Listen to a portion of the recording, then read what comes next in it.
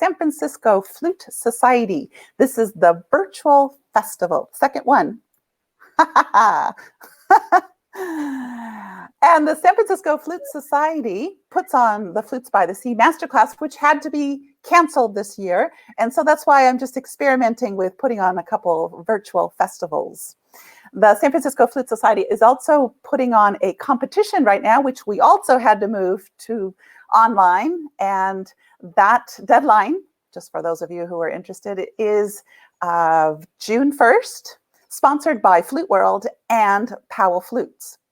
As one of the members of the Flute View and founders of the Flute View magazine, we also have a competition there, a play in Carnegie Hall flute competition. And that deadline is also June 1st. So be sure to subscribe in whatever format you are watching us through. And with all that business taken care of, let's start with our first performer. We have 6 fabulous, incredible flutists for you today. Our first performer is from Turkey. The winner of the Rising Star Award given by Sir James Galway, Turkish flutist Aslihan is the principal flutist of the Tekfen Philharmonic Orchestra. Also, she was the principal flutist of the Istanbul State Opera and Ballet. She currently teaches flute at the MSFAU Istanbul State Conservatory. And she is this month's The Flute View cover girl. Welcome, Aslihan. Hello. Hi. Many greetings from Istanbul, Turkey. Such a great idea, and thank you for your invitation, Viviana. I'm very delighted to involve this beautiful event. Thank you so much. I hope we will get through these days soon. And today, I would like to play you all a piece that I really love to play in these days. It's a song actually for a voice and piano. It's from Anton Dvorak. And the name of the song is My Mom Taught Me. So I hope you enjoy. And my dear pianist friend Ayça Aytu recorded the piano part, and I will play with piano.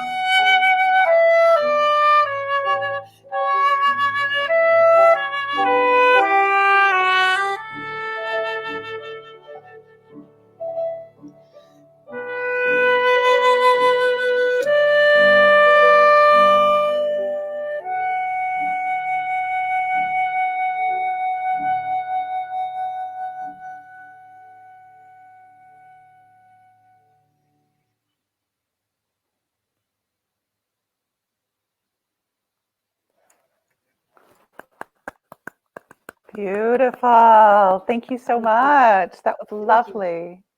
Lovely. So, thank you. That was outstanding. Thank you so much. We're going to hear more from Aslihan. So, our next performer, okay, is the first prize winner of the Tchaikovsky Wind Competition. Woohoo! And currently co-principal solo flutist at the Tonhalle Orchestra in Zurich, Switzerland. He is formally one of our cover people, cover boys in the Flute View magazine, right? Hello, everybody. How are you? Hello, Viviana. First of all, welcome to this wonderful event organized by Viviana and San Francisco Flute Society. Very warm greetings from Zurich, Switzerland, where I am now in self-isolation with my wife in my apartment. And it is really incredible opportunity in these difficult times to have the possibility to perform for all of you. And the piece I would like to play today is the Maramare, Le Folies d'Espagne, is one famous theme and the variations around it. Hope you enjoy.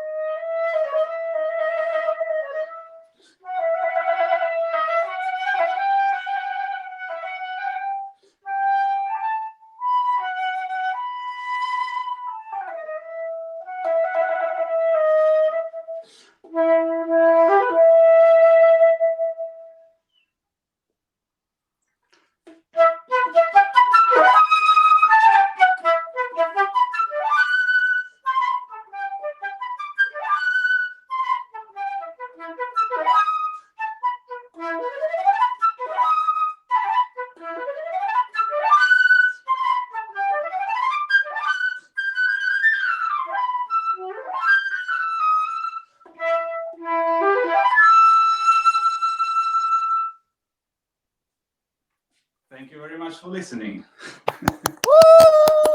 Woo! Beautiful. Thank you so much. Thank you so We're much, all Viviana. applauding all over the world. All right. We will be hearing back from Matvey at the end when I do the chatting with everyone. Anna is next. Okay. So I'm having to manage this new program that I only just learned. I had a week to learn it. So please be patient with me. Okay, our next performer is the former Associate Principal Flute of the French National Orchestra and the former Principal Flute of the Rotterdam Philharmonic. Adriana is currently Principal Flute of the Orchestra of the National Academy of Santa Cecilia in Rome, as well as a prize winner of the prestigious Geneva, Carl Nielsen, and Kobe competitions. There's a lag here, so we're going to have to turn off whatever you have in your Adriana. Turn it off. Yeah, that's better. Okay, help me welcome Adriana Ferreira. Hi. Sound is working? Yes, everything's working. I'm having some trouble. I can't hear. I don't know. No, you're good. Okay, help me welcome Adriana Ferreira.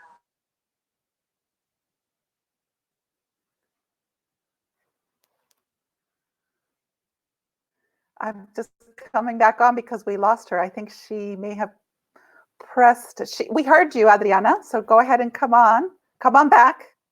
We heard you. Just make sure to have the other device off because there's a lag. There's always a latency lag in between devices when you're streaming. So she's accepting and connecting. So it says these are just the technical difficulties of doing it for the first time. So hang in there. I first met Adriana at the James Galway Flute Festival in Vecchis in Switzerland. And I did an interview with her, and she was kind enough to say yes to my request to interview her. And I also interviewed her after she won one of her many competitions.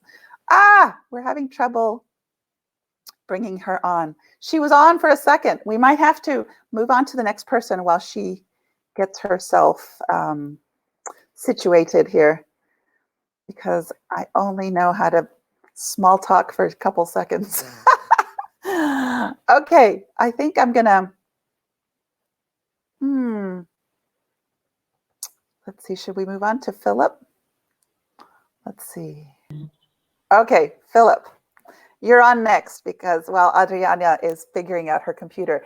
Flute professor of the German School of Music, Weimar, and the Gangnam University in Korea, and Neuchâtel Conservatory of Music in Switzerland, former principal flutist of the KBS Symphony Orchestra, and formerly on the cover of the Flute View magazine. Welcome, Philipp.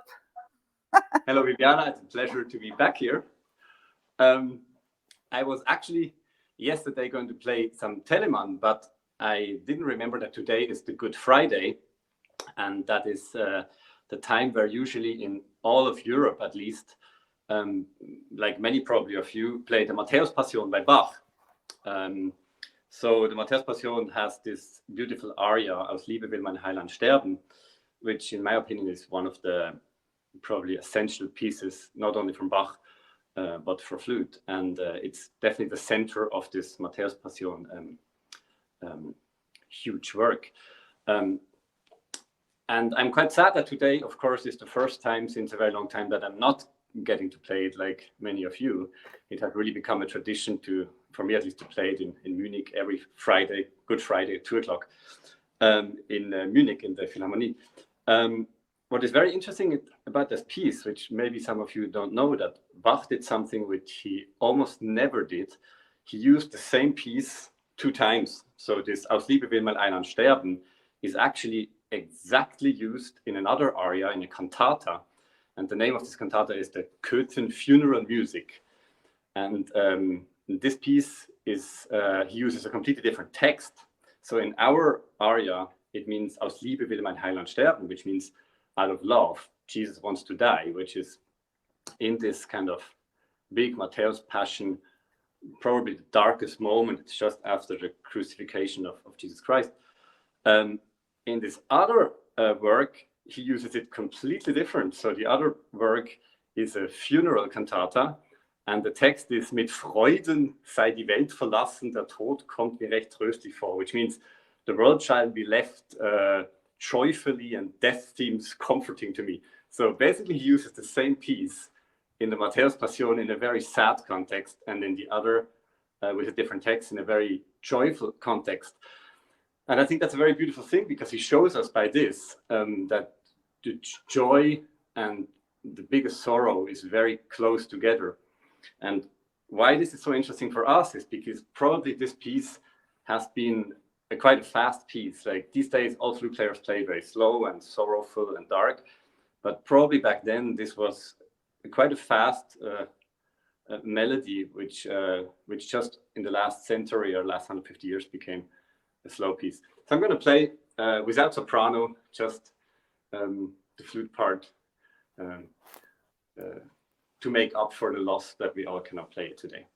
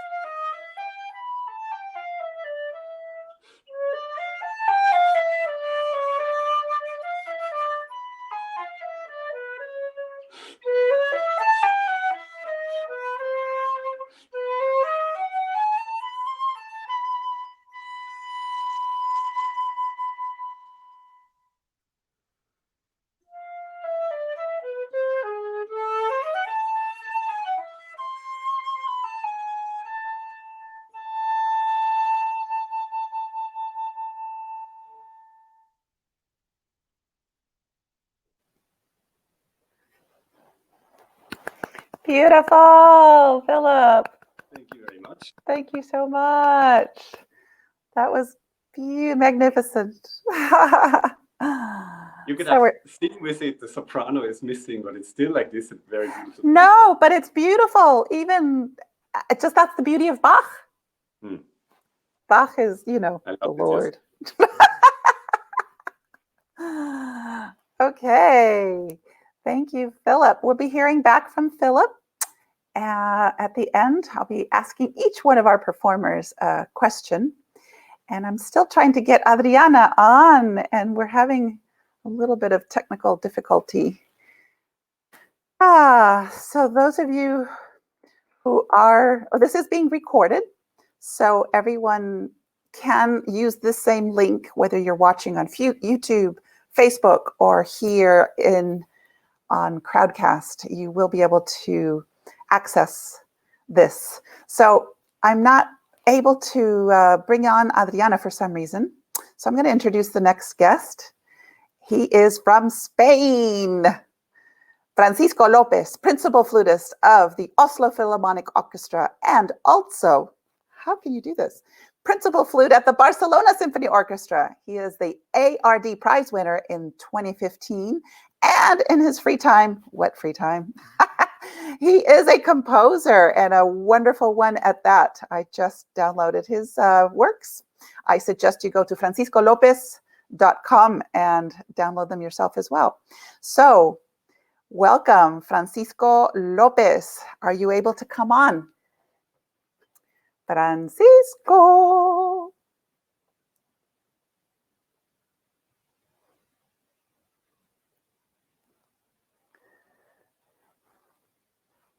We're having trouble. Let's see.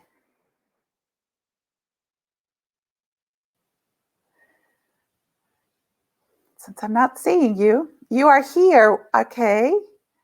There you are. Hi. It's Adriana. Okay, Adriana now. I'm so sorry. I don't know what happened. So thank you very much for having me here today. It's a pleasure.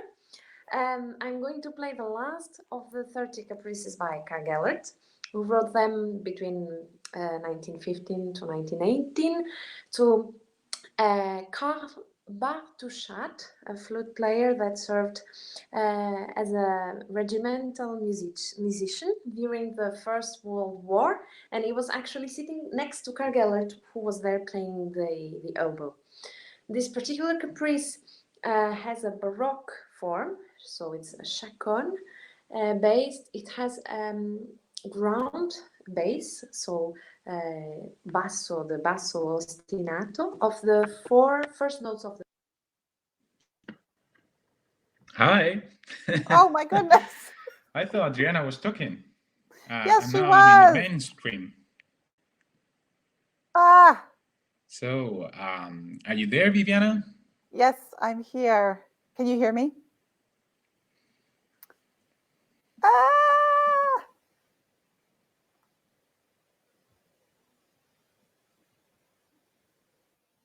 Sorry, yes, I'm here. And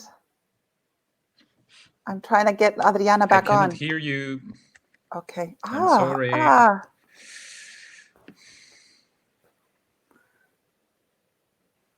Okay, let's see here. Adriana. I feel very pity for Adriana. She was about to play, and now the only thing they can see is our faces. I know. Well, when you came in. Of course, I don't want to interfere in anyone's performance. But if you consider I can start playing, or I don't know, I will be here waiting. Can you hear me now? I can read your lips. Okay. Yes. Oh my goodness. I cannot hear you for some reason. Yeah, I could hear Adriana. Whatever. Why don't you go ahead? You want me to play? Yeah, go ahead. Yeah. Yes. because I can't Just get her. say like this if you want me to play, and then I go for it. Okay, great. Then thank you very much, Viviana, for organizing all of this and the San Francisco Flute Society. I'm super happy, that I'm playing. I've been in Madrid for already 4 weeks, I think, here at home, and any chance to play a concert is great. And as you said, now I have finally time to write music and compose, so I've been quite productive. And I will invite you all to visit my website, www.francisco-lopez.es, and you can check some of my solo works that I've been working on.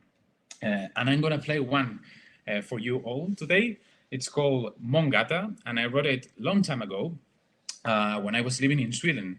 And it's a beautiful word that only exists in Swedish. The word Mongata, it means the light reflected over the water. So it's the light of the moon reflected on a water scene. It could be a river, it could be a sea, it could be the ocean. And this piece is inspired by that. So I hope you like it. Mongata for solo flute.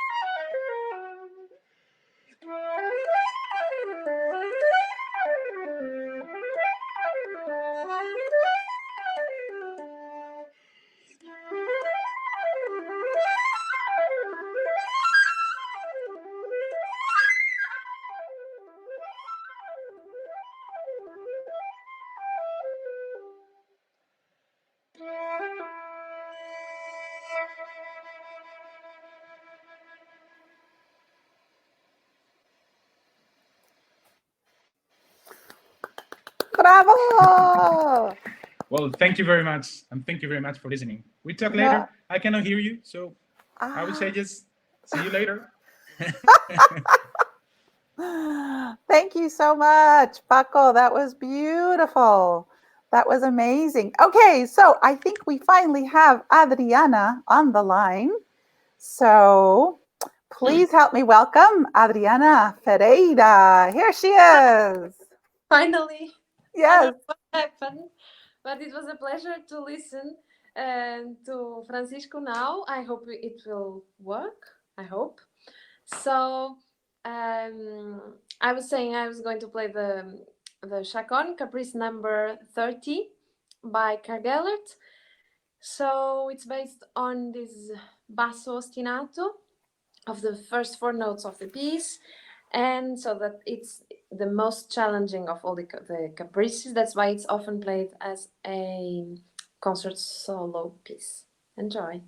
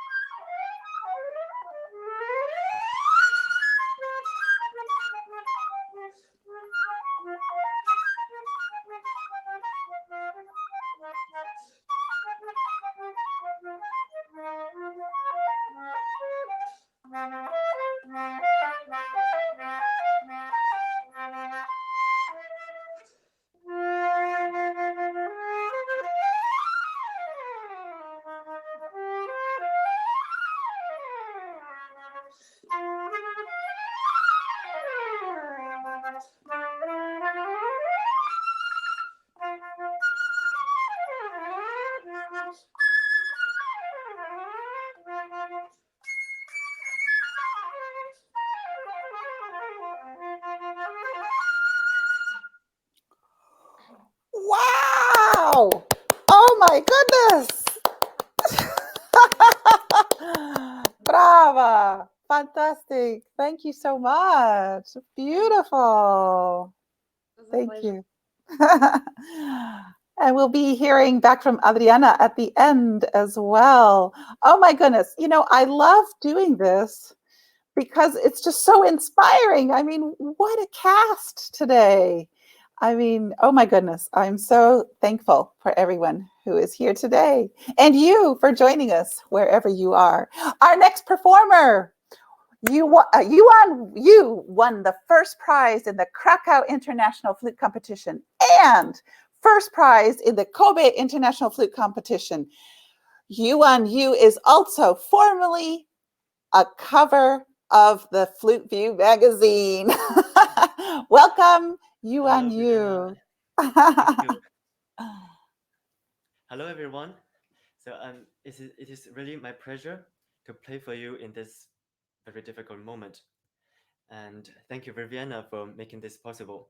And now I will play you the first piece and the third piece of Ferreira. And it is a very special piece for me because especially the third piece has many characters of Chinese music. And it is Tuanyan is a festival in honor of a Chinese hero who committed suicide because he failed to save his country. And the first piece, Bergère Captive, a shepherd, is a very pastoral French style music. And pastoral gives us an ideal world in the nature, a perfect world. So I hope you would like it.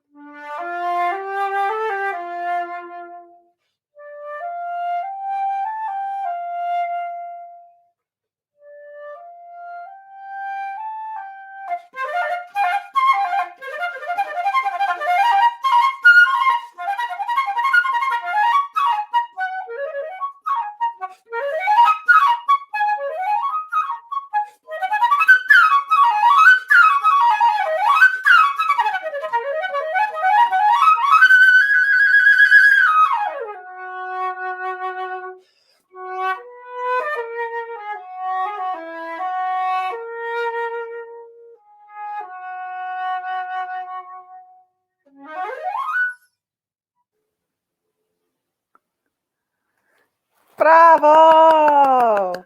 Wow! Thank you so much. That Thank was you, so everyone. beautiful. Oh, oh, oh. This has just been great. Thank you so much. That was beautiful. I loved it. Thank you. Thank you, Shese. Viviana. Since I have you on screen and since we're having a little trouble getting people on screen, how about if we start the chat with you? And I'd like to ask you a question, if you don't mind. Yeah, with pleasure. Yeah, I was just wondering about your practice routine. What is a typical practice routine for you in every day? Would you Like, what do you excuse me, do can you in your practice? Okay. Actually, personally, I would like to change from time to time. For example, normally we start with exercise, well, warm up exercise like scales or arpeggios, and then we play some etude and then piece. And sometimes I would like to start with a piece, and then in the end of the day, I do some exercise. Because I find it is very different. Before we practice a lot of exercise with all the muscles in the body and the mentality, and then without. So playing, because our goal of flute playing is to play some music. We're not only flutists, but we are musicians. So it is very important for me to understand how the flute works in music. So that's why I find it's important to change from time to time. Like when we start with playing a piece, or sometimes we start with an exercise. So I have to say, I don't have a fixed routine in Vienna.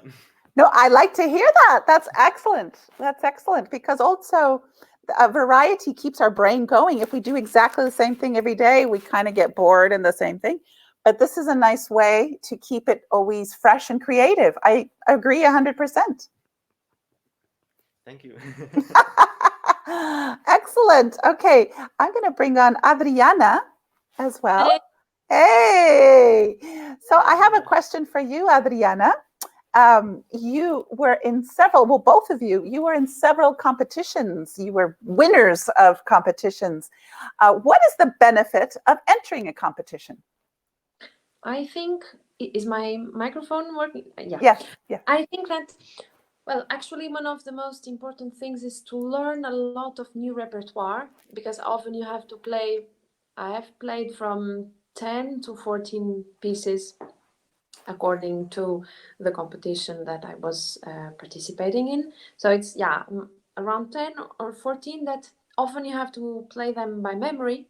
So it's also very good to practice how to play by heart, and you get to have the feedbacks from very preeminent flute players or conductors sometimes that are in the jury.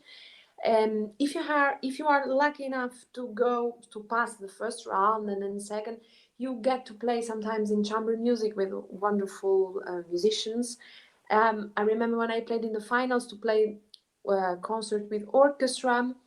So normally a big concerto of our repertoire. I think it's always positive if you look to the competitions in a positive way. You also have a feedback whether if you can go to the end of the competition or just do the first round, you will always have this feedback, and that's very, very good. You learn a lot of repertoire, you play by heart, you play with new musicians, you meet new people of other instruments, and also flute players. You get to know how they play, you learn some new things. So I think it's really, really important. And yeah, it in many cases, I think after one competition you feel like, yeah, you've made a step. You are playing better afterwards, because it requires a lot of work. So I think that should be the main goal, I think. I think you covered it. Can you add anything else, Yuan? I think all I want to say is already said by Adriana. So Yes, I know, she covered everything. She went. yeah, exactly. No, thank you both so much. So much. Beautiful playing, both of you. Thank you. I'm going to bring on el compositor. ¿Todavía no me escuchas? Sí, ya te escucho. Ya puedo Ahora te escucharte. escuchas. Okay, good. You hear me. So I'm just wondering, how do you manage playing in two orchestras? Because that's a very rehearse in the morning with one and rehearse in the afternoon with the other. How does it work? No, well, last year I was commuting both orchestras because this doesn't happen very often. No, we flute players and musicians, especially flute players, where the competition is very high in the orchestra. We do auditions and we plan auditions. And I remember 2018, It was a very crazy year. I auditioned for Barcelona Symphony Orchestra, and I auditioned for Oslo Philharmonic for both orchestras at the same time. And it was like 2-3 days difference between, I won both auditions. So I decided to do both trials, and I was working orchestras. And what happened is I started in Barcelona. I did a year with them, and then I started to play also in Oslo a little bit. And now I've been a whole year in Oslo, and I already passed my trial. So I am in both orchestras, and still not decided where I'm gonna stay. But there will be a moment where, and I think it's very soon actually, where I will have to say either Oslo or Barcelona. Wow. Positions will be open for any other flute player. I don't want to, I don't want to take all the jobs in the world, but it just happened like that. It just happened like that. So. That's great. That's amazing. Well, my other question for you is composition. When did you start composing? That's an unusual breed of flutist composer. Yeah, well, actually, now when I hear my colleagues talking about competitions, I remember the reason I did competitions is because I wanted to gain a little bit of fame, so people will know my works. And it's actually working, because in a way, I think competitions is a very good platform to be heard, but it's not the only one. Yeah. It is not the only one. So I started writing music since I was a kid, actually, when I started with the music. And I wasn't very clear what I want to do. I want to be a flute player, or I want to be a composer. So I remember my teacher told me it would be better to be a flute player, because I could get a job, I could get some, incomes, and then after you can decide to compose. Because one thing I have to say, composing doesn't give you very much money, I think, unless you are like a huge celebrity, which I don't know, maybe it gives you, but in a way I really like it. I really like the composing and using my time, my free time, and to spread my creativity, or to let it free. In a way, I think playing an instrument makes you sometimes very square, and we all focus on technique, and we all focus on not bother anyone with our playing. We want to please everyone, but composing is a very inner way of speaking. I think it's a very sincere and very honest when you write music, because it's your own message. It's not that you are interpreting other messages, it's your own and real message. So that's why, even though you get other influence by other composers and other musicians, I think it's a part of myself that I like to to do. I like very much. Yeah, well, it adds a different color to your personality, and another platform for you. So beautiful. And it's wonderful. I love it. Thank you, Viviana. I love your compositions. Okay, I'm going to bring on Aslihan as well. Hello, Aslihan. Hello, Viviana. Hello. So I wanted to ask you, I've seen a lot of discussions about stage fright. So can you give us some tips on how to overcome stage fright? What do you do to prepare so that you look so relaxed on stage? Nice question. So I believe that a very good preparation helps a lot for these kind of things. And to keep the calmness may be the most important thing. But I was actually thinking about it in these days at home, because we are all at home. When I was practicing, I was taking the advantages of this calmness. When I'm practicing my scales, my technical exercises, or even everything, all exercises, I just felt like, okay, I should also take this calm feeling to my playing, and maybe I can use this also on the stage, especially just right before the stage, because it's actually harder for me actually to be right before the performance. So I think everything is here, and if we train this, it helps a lot. And yeah, I can just say this, like, if you enjoy and if you are really connected with your feelings and calmness, and if you play with a calm mind, then I think it helps a lot. It's working like this for me. Beautiful, beautiful. I did a live with Aslihan yesterday, And I asked her already a whole bunch of questions, and I was trying to ask you a different question this time. I also did a live on Instagram with Philipp, and I'm going to bring him on right now. Hello. Hello. And Philipp runs the Gonjam Flute Festival, and I wanted to ask Philipp, so what are the benefits of running a flute festival? Well, we talked about this quite long in the interview last week, that it has really certain like benefits and disadvantages to do a flute festival. And for me, I really always kind of avoided going to flute festivals, or I even disliked going there, because I kind of wanted to stay with my own style and play, like not listen to so many flute players all the time, or more than I anyways listen all the days. And then I got into doing this flute festival without really planning or having this plan of doing a flute festival. And I really started to love exactly this point, to actually have to deal with so many different flute players of so many different countries. And actually, it really inspired me a lot to hear so many different styles all the time, and from more country than I usually would. And it artistically really benefited me. I think that I actually had to listen to so many flute players all the time. Yes. Well, the three of us, I met you all at the Galway Flute Festival, which is a mini sort of Yuan of the flute world, right?